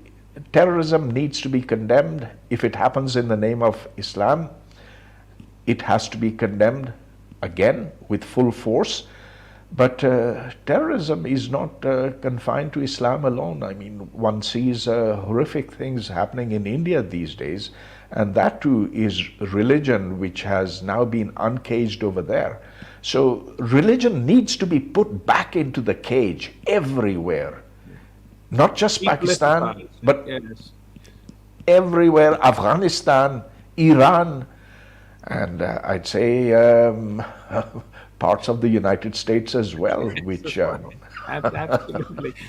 Thank you. Stay with us, because Kunwar, could you give us your thoughts on whether there is, individual Pakistanis, can they nail this problem or not?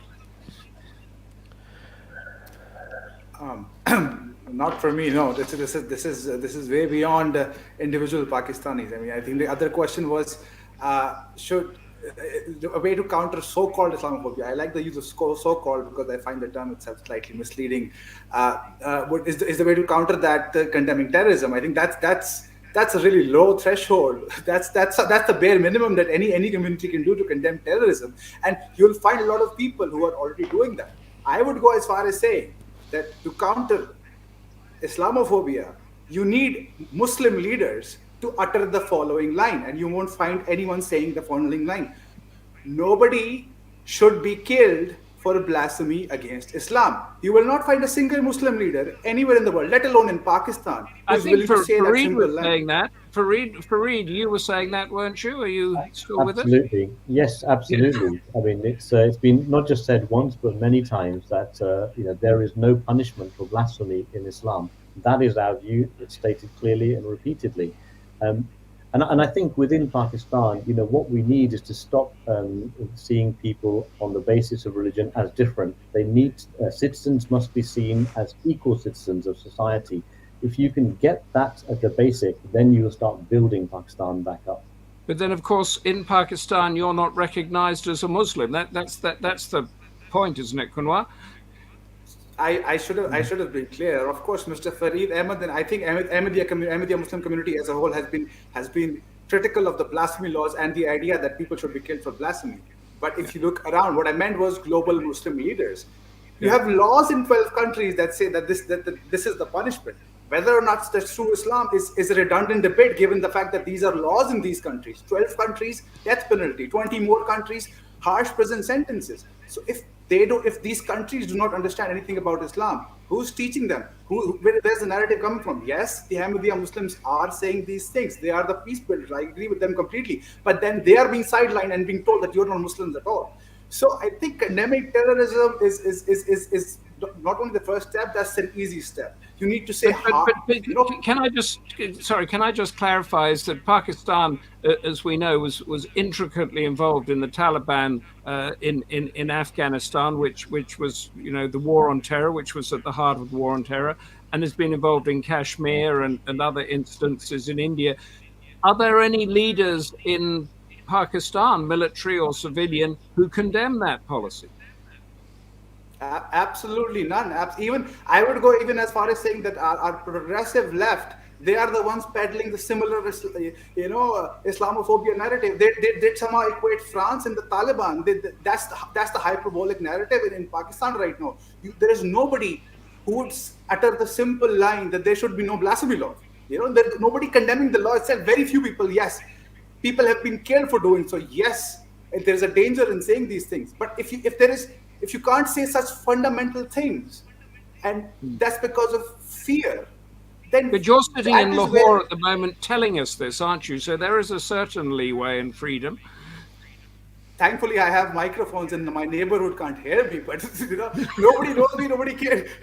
Nobody knows, and nobody cares what I say. I'm talking about leaders who are representatives, and unfortunately there are not even a handful of people stating these basic facts. We talk about freedom of speech, we talk about freedom of religion. Just to give you an example, Washington Post, a premier US publication, published a column by Hamid Mir, who's a top journalist, a big voice on freedom of speech. The column he wrote was on freedom of religion and how Pakistan does not have freedom of religion. Fair enough. But if you ask Hamid Mir what his view on blasphemy law is, he has said on TV that people do deserve to be killed for blasphemy because that is what Islam says. That is the irony of Pakistan. Okay. Thank you.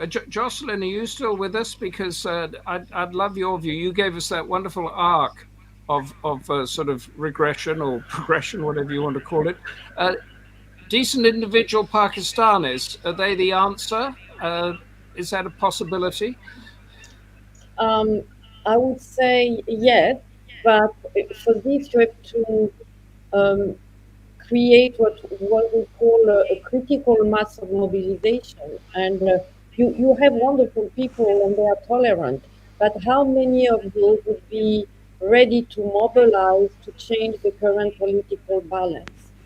This can be done. Actually, we mentioned the US, that is indeed a very biased, racist, based on slavery country. And but something happened.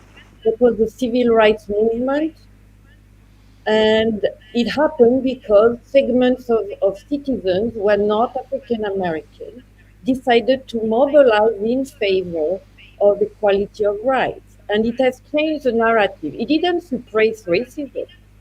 It's still there, unfortunately. But it means that it is not right to treat people in a certain way, that there are consequences for it. And that's something that can happen again. For me, the approach is not changing the law; it is changing the mentality.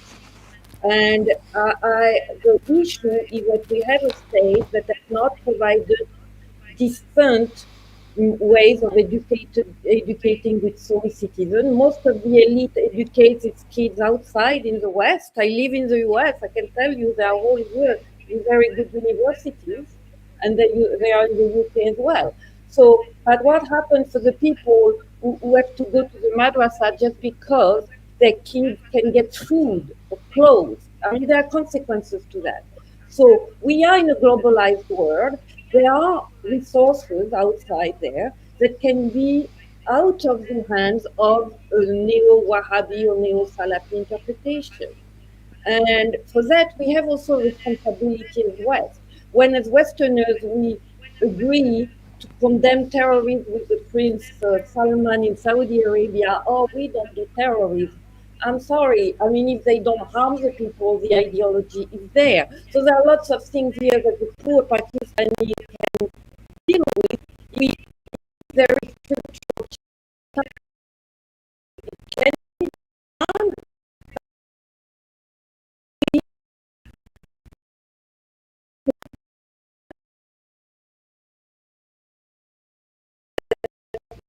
all converge. It's what I was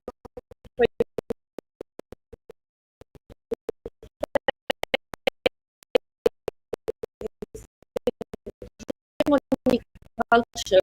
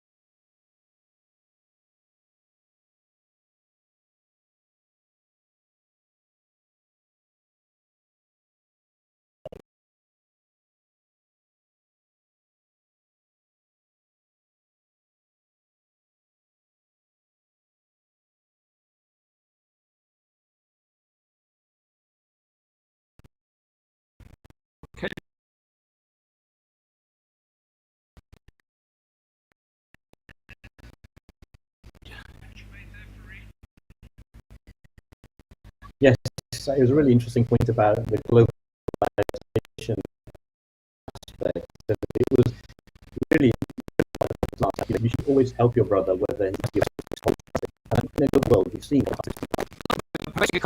make the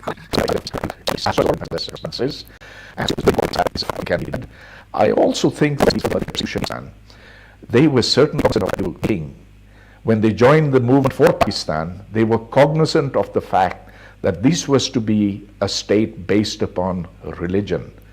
It was to be for Muslims. Now it's their bad luck that after a while, the forces that wanted them to be declared non-Muslim triumphed. But clearly that was evident way back, because the Ahmadiyya issue had been present much before the creation of Pakistan. And I think they really made a mistake in wanting Pakistan. And they did join forces with Mr. Jinnah very enthusiastically. And Mr. Jinnah was calling for the division of India on a religious basis. It was clear as day at that time. Okay, so thank you for that. There's everybody wants to come in on this, and so what I'm going to do is I'm going to have everybody come in on what they want to do. Barry Gardiner, who we're coming to in a minute, is frozen, so we might have a second more. Oh no, he's back, so we're going to Barry imminently. But just can we go round from there, starting with Fareed? Come in on your point, but very quickly I want to say, if there is a new Pakistani mindset, say, with the military and the government and the school curriculum, what is the one thing that would be evidence of it moving forward? Would it be the recognition of the Ahmadis? Would it be the blasphemy law? What would it be, just in one word? Fareed? Okay, thank you. So just to come back on a couple of points. I mean, I do not agree with my respected panel member in terms of the fact that Islam is a religion of peace. It absolutely is a religion of peace. The wars that were fought during the time of the Prophet were defensive wars. And the Quran, as I've explained, makes it very clear there should be no compulsion in religion, and you cannot have a statement and then the Prophet going against that statement, that divine commandment. And we've seen examples of Islam spread by peace across the world. And secondly, on the point about the Ahmadis and their support for Pakistan, we did support the creation of Pakistan, but it was a secular Pakistan and not the Pakistan we see today. So what's happened since then is an evolution, as happens in many countries. Unfortunately, it's taken a turn for the worse. But the principles, if you look at the Islamic principles of governance in Medina, those are the principles that were supported. So everybody had religious freedom. And lastly, on your point, in terms of what could be done to change Pakistan, what would be one thing? Yes, just one thing. I think it would be to treat people equally. As citizens, that would be the basis for change. Actually treat people equally instead of just saying it and not doing it. I'm going down the list. So Jocelyne, you're next on my list. Can you come in with your point and then answer my question? What is the one thing that would show Pakistan's going in a new direction? Yeah, I want to say first that we should not single one religion saying that it's more violent than others. This is not historically accurate. I'm talking here as a specialist of religion, and all religion can show potential for either peace or violence, and we have to take into account the trajectory. And to go back to the Medina moment, this is quite unique in anthropology of religion. This is a monotheistic religion that creates off the start a document, not a constitution, because this is anachronistic. Nobody had constitution at the time, that acknowledge the religious diversity. I'm telling you, Christianity didn't do that. If you were not a Catholic, you could not exist and you were killed. Can I? I'm so sorry to interrupt. We're running out of time. Give us your one symbol that will. What I'm saying is, what conditions are making a religion more tolerant or intolerant, and we should not look at modernization as a progress.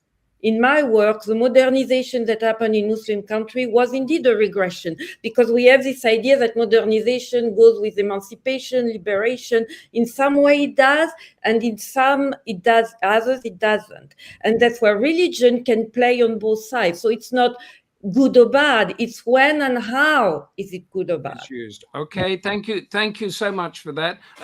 Kunwar, can you come in on what's the one thing that we would see Pakistan sort of changing mindset? Yeah, I'll try to keep it brief. I think the one thing that is needed right now is to bring the discourse out of Islam itself, whether Islam is a religion of peace or whether it's not. That should not be relevant, because my argument is, should Pakistan have blasphemy laws or not? Depending on what Islam says, Pakistan should not have blasphemy laws, regardless of what Islam says. Pakistan should be a secular country, regardless of what Islam says. Of course, all religions have had a violent history. Professor Hoodbhoy mentioned about Europe a few centuries ago. Of course, much different times you had violence, but today there is only one religion that codifies death for blasphemy. That is a fact. Now you need to challenge these facts. Now, of course, you need discourse which says that there is a peaceful version of Islam as well, but you can't lead with that. You should lead with the reality that whether or not religion is one way or the other should have no bearing on legislation and statecraft. Is what I would say. Okay, that's great. Thank you so much, Pervez. Just to finish with you, give us that one thing that will show a change of mindset. 15 seconds. Equality for all, irrespective of religion, and equality for women.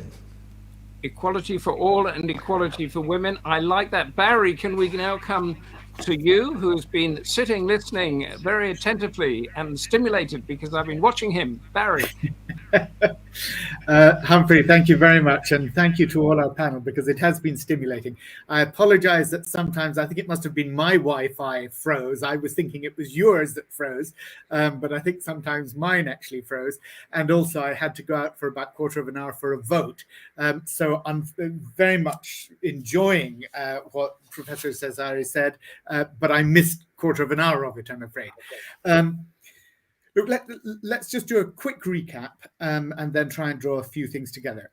Charles spoke of Islam failing to provide the glue to hold the Pakistan state together, and he quoted the saying, if a Muslim majority state can remain part of India, then the rationale for Pakistan evaporates. I think really points that recurred very much in our discussion about legitimacy. Dr. Hoodbhoy spoke about separating out, a very important point about separating out Islamophobia and Muslim phobia. And he also made the point again, which I think is really important in our thinking here, about Islam is held to be perfect. Individual Muslims, of course, are human and are not held to be perfect. So that is very important when we begin to think about how religion is used and how religion is instrumentalized.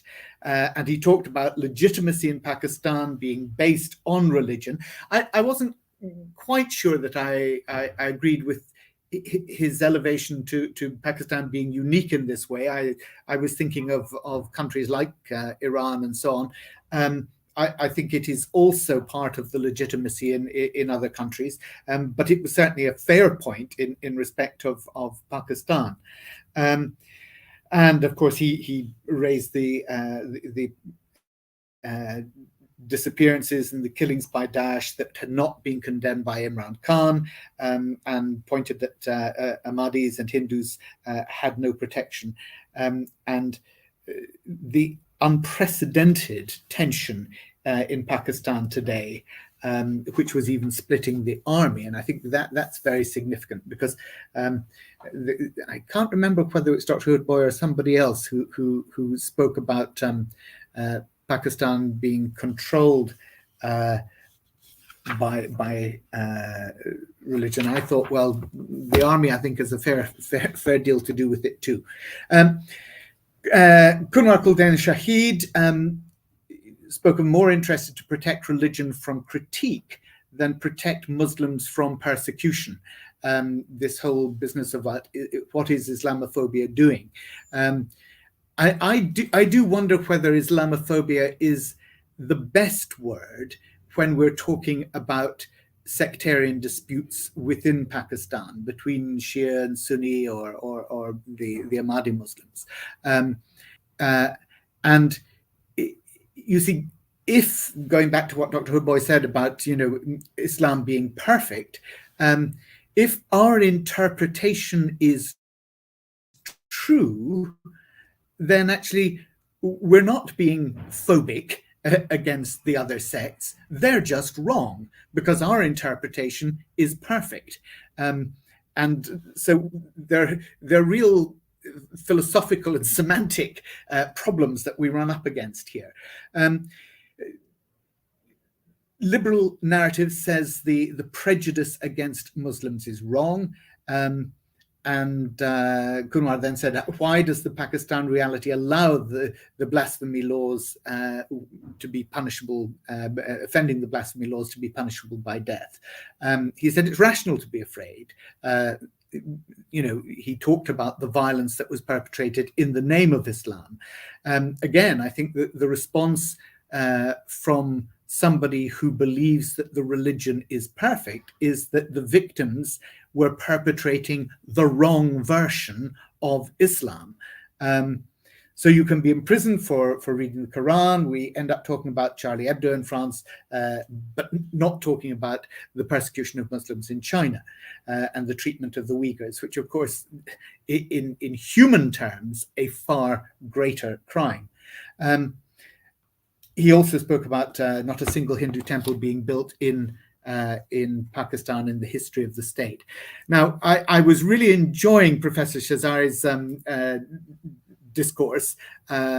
She started, of course, with that quote from Jinnah again about Hindus ceasing to be Hindu, Muslims ceasing to be Muslim, not in a religious sense, because that's their personal faith, but in the sense of each political sense of being a citizen of the state.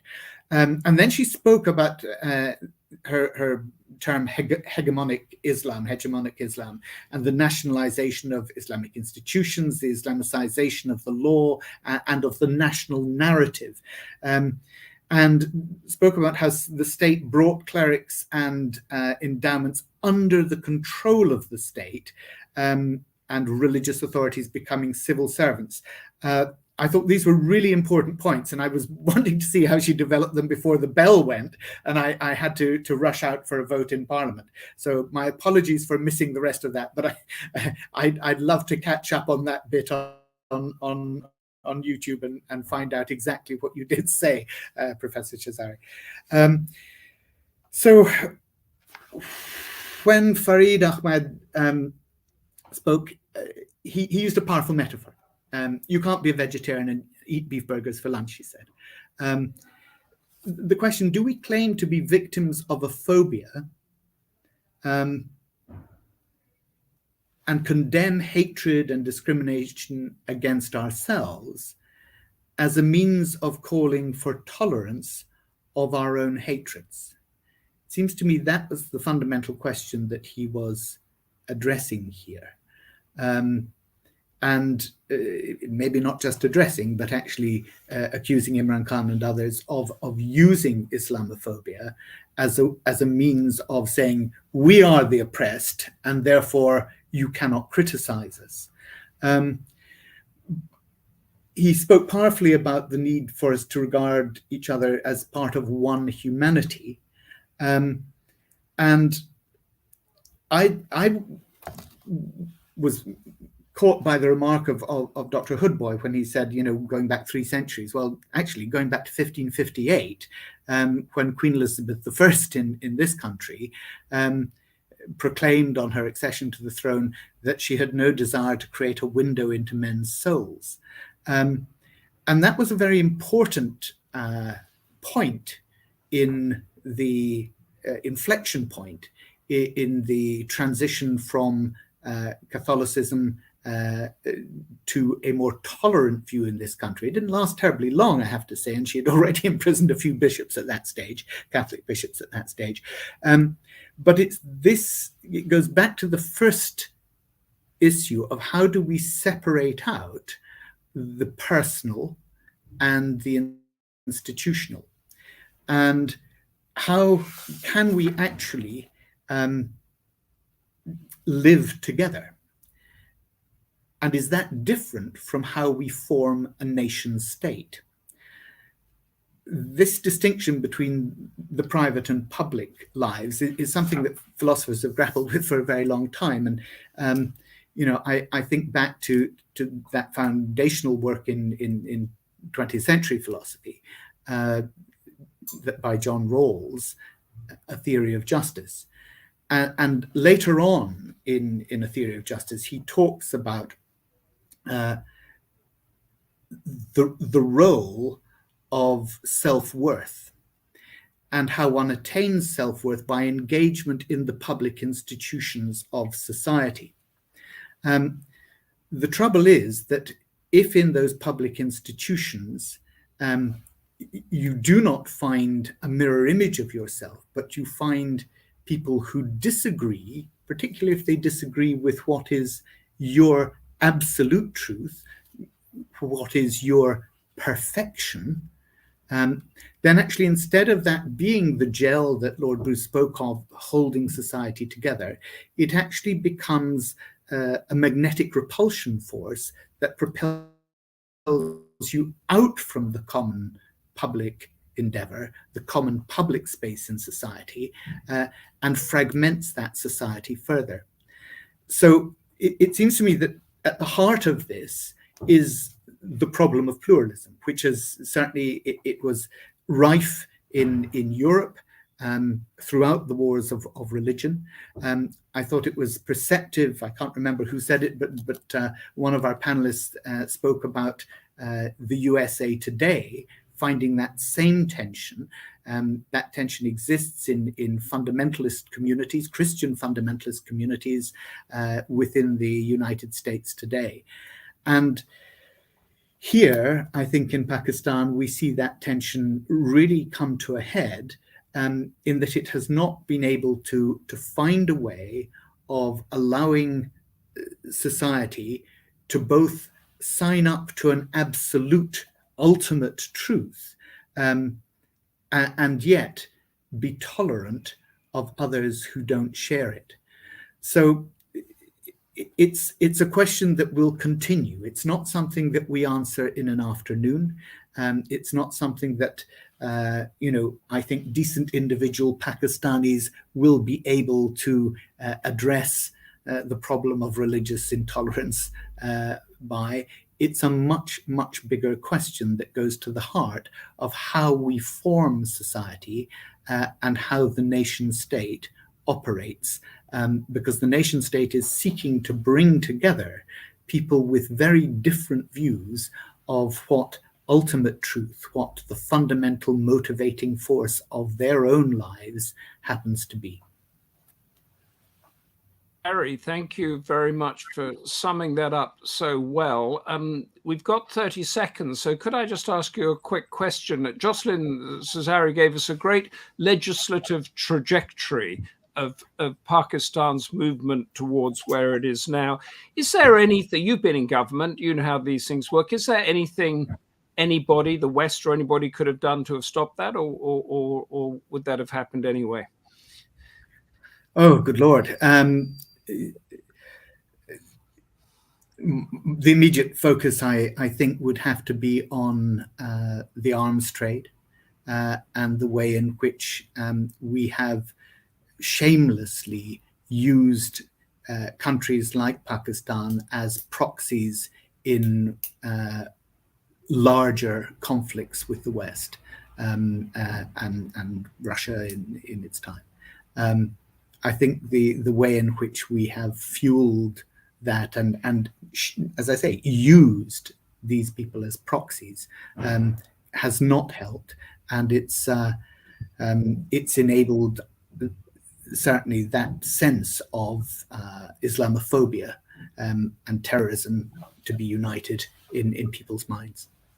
Thank you very much, and thank you for the panel, Pervez Hoodbhoy, Kunwar, Khuldune, Shahid, Jocelyne, Cesari, and Farid Ahmed for giving us your insight and your argument. Thank you, Barry Gardiner, for summing up so well for us, and Lord Charles Bruce, for both of you for so skillfully bookending our debate. Please join us next month, Wednesday, June the 25th, for our next Democracy Forum debate, Impending Himalayan Water Crisis, Causes and Effects. I very much hope to see you then. Send in your questions and comments in advance, as today. And please stay involved, stay curious, stay safe, and goodbye.